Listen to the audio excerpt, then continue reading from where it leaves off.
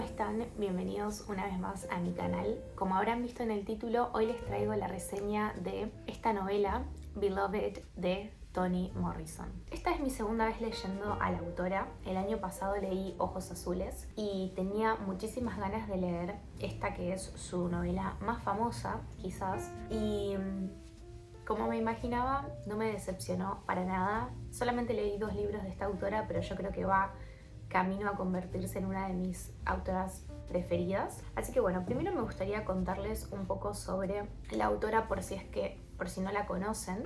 Toni Morrison fue una novelista y ensayista estadounidense que nació en 1931 y falleció hace relativamente poco, en 2019. Y es conocida por novelas como la que voy a reseñar hoy, Beloved, Ojos Azules, Zula, La canción de Salomón, entre otras, en las que mayormente retrata la vida de la población negra en Estados Unidos. Y también pone el foco generalmente en las mujeres, la experiencia de las mujeres. Sus protagonistas suelen ser mujeres. Se le otorgó el premio Pulitzer en 1988 y el premio Nobel de Literatura en 1993. La novela que voy a reseñar hoy, Beloved, fue publicada en 1987 y está inspirada en una historia real. Después vamos a hablar un poco más de eso, pero está inspirada en la historia de una esclava, Margaret Garner, que se escapó de la esclavitud en Kentucky a finales de 1856 y que huyó hacia Ohio. Vamos a hablar un poco sobre el argumento. Lo que les voy a contar ahora es lo que uno se entera al leer la contraportada y el primer capítulo. Y a partir de ahí voy a tratar de no hacer casi spoilers. Bueno, la historia nos cuenta la vida de Seth. Estuve viendo videos porque, pues, traductora y profe inglés, y quería saber cómo se pronunciaba este nombre, y en entrevistas Toni Morrison lo pronuncia así, Seth, así que es por donde voy a ir. Que bueno, es una ex esclava en la posguerra civil estadounidense. El presente de la novela es 1873 y nos sitúa en Cincinnati, Ohio. Pero años atrás, en 1855, ella había tenido que escapar de una plantación, Sweet Home, o sea, dulce hogar, en el estado de Kentucky. Es decir, que Kentucky era un estado esclavista y Ohio era un estado libre o abolicionista. Bueno, ella en Kentucky era esclava y ahí había conocido a su esposo y padre de sus hijos. Con él ella tuvo 4 hijos. Y ella primero organiza el escape de 3 de sus hijos, 2 varones y una niña, Beloved, y luego ella escapa estando embarazada, llevando en su vientre a Denver.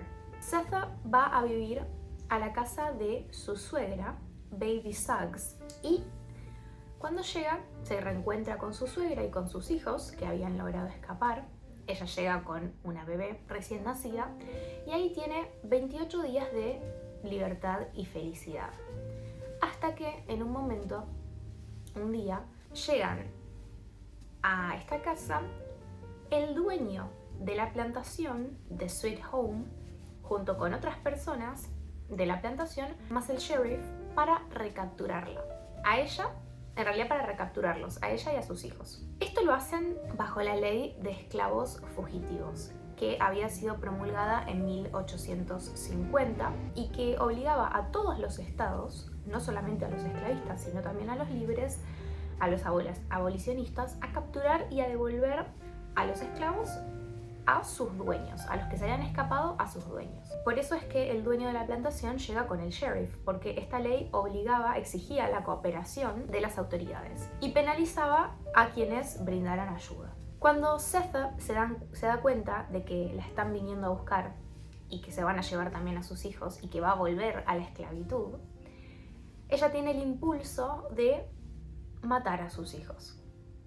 Y logra solamente hacerlo con Beloved, que era una bebita un poco de 1 año y pico, 2 años. Entonces le quedan vivos sus 2 hijos varones y Denver, la bebé que había nacido durante el escape, en el trayecto desde Kentucky a Ohio. Este evento traumático sucedió luego del escape, o sea, en el 55. Después volvemos a 1873. Zetha vive junto a su hija Denver solamente, no está más ni Baby Sachs, la suegra, ni sus 2 hijos varones, y ellas 2 viven en esta casa que está atormentada o habitada por un fantasma, por el fantasma de Beloved. Y esto es algo que los personajes aceptan y viven con ello. Pero bueno, todo cambia con la llegada primero de un hombre,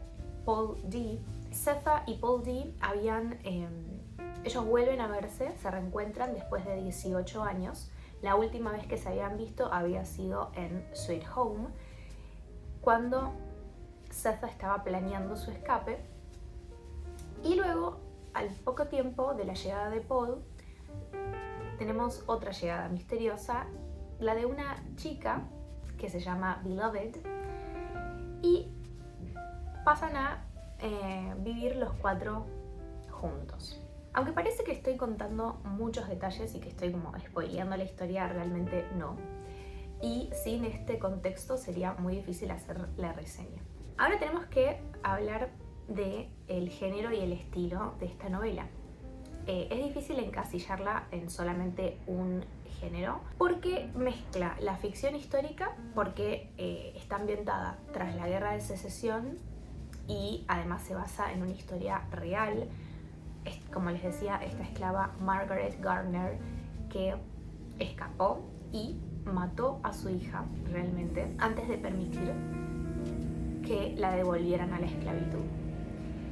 Después tenemos realismo mágico porque mezcla elementos sobrenaturales y también se la clasifica como gótica o de terror porque tenemos la casa encantada y el fantasma, la presencia de este fantasma. Y en cuanto a la prosa, es poética, tiene una narrativa fragmentada. Vamos conociendo por partes, por parches, las historias de los protagonistas. Primero obviamente tenemos a Zetha, que es una mujer sumamente fuerte. El hecho de ser madre es una de las cosas más importantes en su personaje. Sus hijos son quienes le dan la fuerza para todo, para aguantar lo que tiene que vivir durante la esclavitud, pero también para arriesgarse a escapar. Y es una mujer que ama mucho y ama profundamente, y su amor ella lo demuestra todo el tiempo como puede también, porque el trauma obviamente es un tema muy importante en esta novela y todas las secuelas que ella tiene están presentes también todo el tiempo. Es una mujer que fue juzgada y que fue discriminada luego del asesinato de su hija, y justamente la muerte de un hijo por parte de la madre es algo tan terrible que hace que ella se gane el rechazo de su comunidad de ex esclavos y mismo también de los hombres que la venían a buscar. Incluso su ex dueño la rechaza como si fuese un producto dañado al darse cuenta de lo que ella había hecho.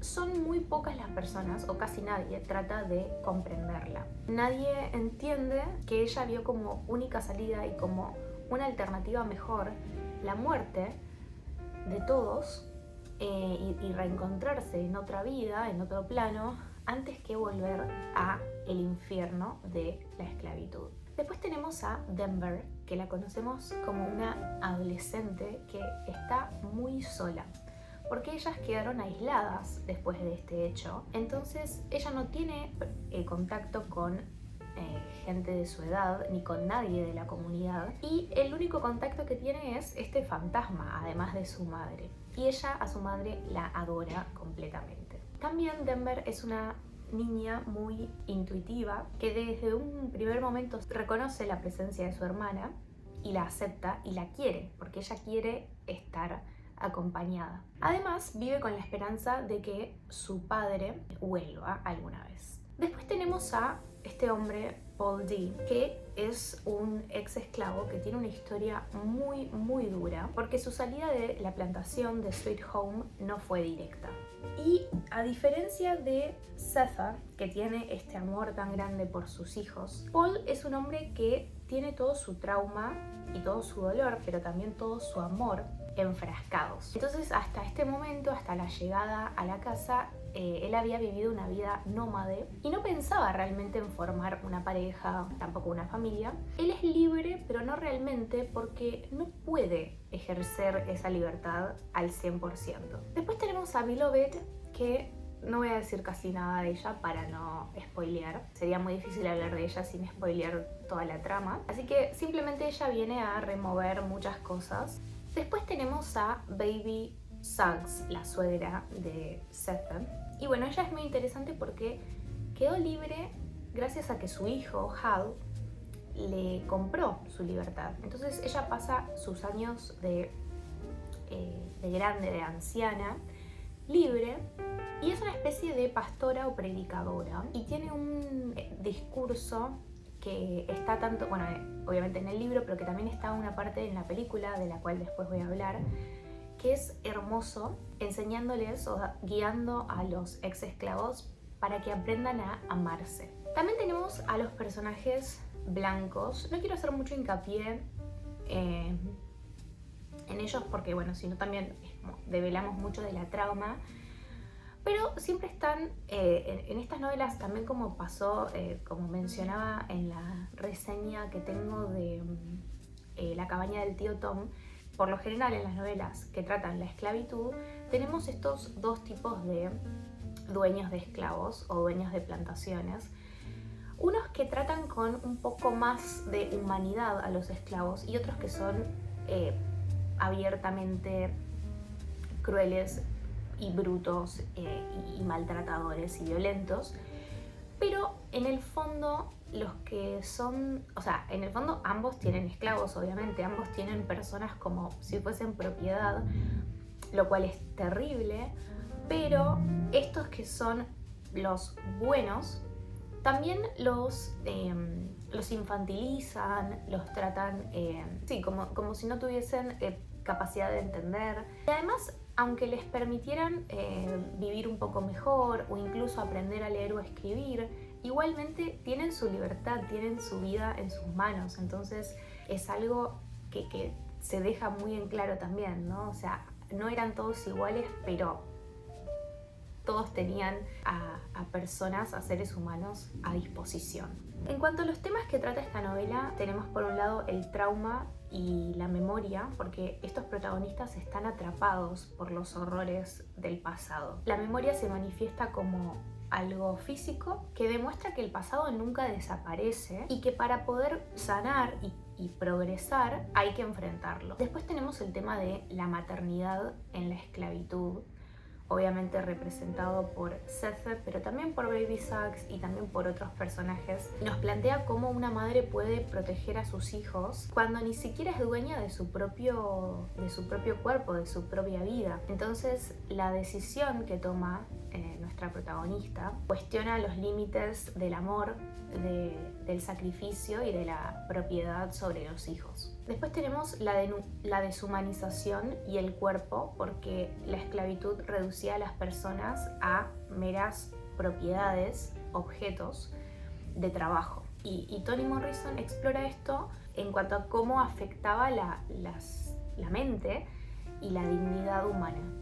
Sobre todo esto lo vemos en la historia de todos, pero sobre todo de Paul D. Después también tenemos los temas de la culpa y la redención. La culpa por decisiones que son tomadas bajo circunstancias extremas. La novela evita juzgar a la protagonista, sino que explora la carga psicológica con la que ella vive, de estos actos cometidos por amor y por desesperación. Después, muy interesante también, explora la reconstrucción de la identidad, porque después de la guerra civil, los ex esclavos se enfrentaban a este desafío de construir una vida, una identidad como personas libres, con toda la carga del trauma que llevaban dentro de una sociedad que todavía los margina y una sociedad que estaba intentando en el proceso también de redefinirse a sí misma. Y algo que me pareció muy interesante es el tema del pasaje del medio o los viajes transatlánticos como un trauma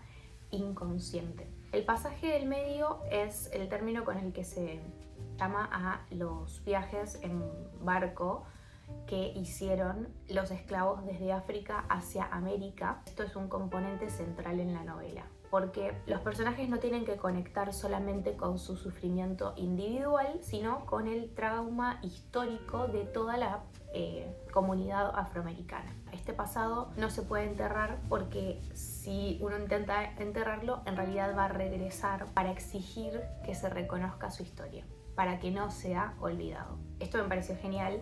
Hay muchos temas más. La verdad es que es una novela que tiene muchísimo para analizar. Yo la leí en casi todo el mes de abril. No porque sea larga, porque en esta versión, en esta edición tiene creo que 321 páginas, pero cada capítulo tiene muchísimas cosas para analizar. Entonces necesitaba estar atenta, tranquila y con tiempo para poder hacerle un montón de notas. Les voy a mostrar.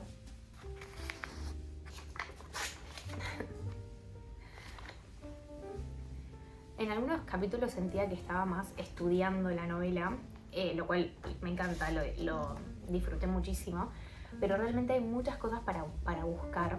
Entonces, bueno, me encantó, me llevó su tiempo, pero a la vez es como que no quería que termine. Me costó despegarme un poco de la historia, y por eso vi la película. Yo la estaba guardando para cuando leyese el libro. La película fue estrenada en el 98 y está protagonizada por Oprah Winfrey y me gustó mucho. Obviamente que es una novela que es bastante compleja porque hay muchos saltos en el tiempo, entonces creo que está bastante bien adaptada. Si bien muchas cosas tuvieron que dejarse fuera o mencionarse, y si uno obviamente leyó la novela sabe a qué se está haciendo referencia, pero si no es como que pasa un poco de largo quizás. Pero me parece que es una muy buena adaptación. Es larga, dura casi 3 horas. Estuve leyendo que fue un fracaso económico, que invirtieron mucho y no lo recuperaron, pero esto que mencionaba de el tema del trauma colectivo no está tan mencionado, digamos, no está tan representado en la película, y creo que es una de las cosas que a mí más me impactó en el libro. Realmente me encantó. Creo que es un libro que tiene, además de que te hace investigar y aprender un montón, el planteo del libro, este acto desesperado de una madre que al conocer su historia es imposible, a mí me pasó que terrible lo que hace, pero a la vez la entendés, no hay forma de no entenderla. Entonces te lleva al límite, es una novela que te lleva al límite. Lo que me gustó de la película, que quizás aviso por si hay gente que es muy impresionable, es bastante gráfica. Eso a mí no me desagradó. Creo que es como, son tan terribles todas las situaciones por las que pasan estos personajes, que es necesario que no se trate de suavizar. Mientras lo estaba leyendo no quería que se termine por un lado, pero quería seguir leyendo la historia y ya estaba pensando en que en algún momento quiero releerla, porque creo que si bien la leí con la mayor atención que pude, si lo volviese a leer sacaría muchas más cosas. Me pareció increíble, se va derecho a mis favoritos de este año y a mis favoritos de la vida, creo yo. Como suelo hacer con las reseñas de libros que fueron escritos originalmente en inglés y que yo los leí en inglés, ahora les voy a dar mis tips para leerlo en inglés. Por si no saben, yo soy traductora pública y profesora de inglés, así que este es mi consejo. Bueno, definitivamente no es una novela fácil. Buscando clips y entrevistas y cosas, me aparecieron muchos videos de gente nativa que estaban tratando de leer el libro y que se les hacía muy muy difícil entenderlo y seguir el hilo. Así que bueno, si no es nuestro primer idioma, obviamente que es lógico que se presenten ciertas dificultades. Por eso yo recomiendo. Creo que con un C1, C2, es decir, niveles avanzados ya van a estar bien, porque primero tenemos una estructura no lineal, es decir, que la novela no sigue un orden cronológico, está llena de flashbacks, es decir, saltos al pasado, bueno, estos recuerdos que están intercalados. Y la prosa también es un poco experimental, por momentos hay no es todo el libro así, pero hay pasajes con stream of consciousness, o sea, flujo de la conciencia, del cual hablé en la reseña de la señora Dalloway. Entonces la narración refleja los pensamientos caóticos de los personajes. No es tan claro, después sí, ¿no? O sea, pero quizás mientras uno lo va leyendo no es tan claro cuando están pensando algo sobre el presente de la historia o cuando están yendo hacia el pasado. Después también tenemos cambios en la voz, es decir, que no está toda la novela narrada desde el mismo personaje, por lo cual requiere bastante atención. La novela está mayormente narrada en tercera persona, pero hay algunos capítulos en primera persona. Después tenemos mucho lenguaje metafórico, hay mucho simbolismo, también tenemos vocabulario en desuso y como pasó en La cabaña del tío Tom, que también hay reseña en el canal, se representa la manera de hablar de los personajes fielmente a su nivel social y de educación. Entonces vamos a encontrar errores que están a propósito, ¿no? Yo creo que tanto si tenés un nivel intermedio y te querés animar a leerlo o si tenés un nivel avanzado, está bueno tener una guía de lectura. Hay muchas disponibles en internet, incluso algunas que hacen una especie de glosario. Estas están hechas para los estudiantes que la leen en la secundaria o en la universidad, que tienen un glosario con términos que están en desuso o términos que se refieren a cosas de la época, no con el nombre oficial. Entonces, bueno, esto hace referencia a tal cosa y te lo explican. Eso es muy importante porque si no, no vamos a poder entender a todo lo que hace referencia la historia y la autora. Realmente es un libro muy muy rico y por eso les digo que hay muchas cosas para analizar y para buscar, y quizás en un párrafo tenés un montón de cosas para buscar. Esto no lo digo para desalentar a nadie, al contrario, es un libro que es hermoso y que para mí valió completamente la pena el esfuerzo y el ejercicio de leerlo de una manera más lenta que quizás otros libros, pero fue hermoso, me encantó. Es una historia que, como les digo, todavía sigo pensando en ella. Me costó desconectarme, pasaron un par de semanas nomás igual desde que terminé de leerla. En el medio vi la película y volví a conectar un montón con la historia, y ahora de nuevo con la reseña. Realmente me encantó, así que lo recomiendo muchísimo. Y quizás si no leyeron todavía a esta autora, les recomiendo, yo creo que Ir por ojos azules, que a su vez fue su primera novela. La tengo acá. Como ven, es considerablemente más cortita que esta. Ahí la pueden ver. Es una buena opción, pero no se pueden perder Beloved. Así que bueno, espero que les haya gustado esta reseña, espero que les haya servido. Me encantaría saber si la leyeron o si leyeron algo más de esta autora y me lo quieren comentar. Nos vemos en el próximo video.